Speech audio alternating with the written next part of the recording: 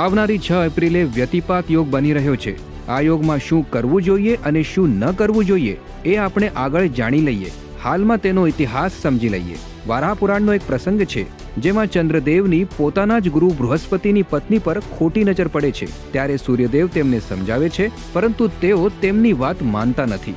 સૂર્યદેવને લાગે છે કે ચંદ્રદેવના મનમાં પોતાના ગુરુ પ્રત્યે જેટલો આદર, પ્રેમ અને શ્રદ્ધા હોવી જોઈએ એટલી નથી. આ વિચાર કરીને તેમને પોતાના ગુરુની યાદ આવે છે અને તેમની આંખોમાંથી આંસુ વહેવા લાગે છે.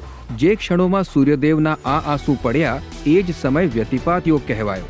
વ્યતિપાત યોગના સમયમાં જપ, પાઠ અને પ્રાણાયામ કરવાથી ભગવાન, ખાસ કરીને ભગવાન સૂર્યનારાયણની કૃપા પ્રાપ્ત થાય છે. પરંતુ ધ્યાન રાખો, આ યોગમાં લગ્ન, વિવાહ, કોઈ પણ માંગલિક કાર્ય અથવા નવો કામ ધંધો શરૂ કરવો જોઈએ નહીં. આવું કરવાથી નુકસાન થઈ શકે છે.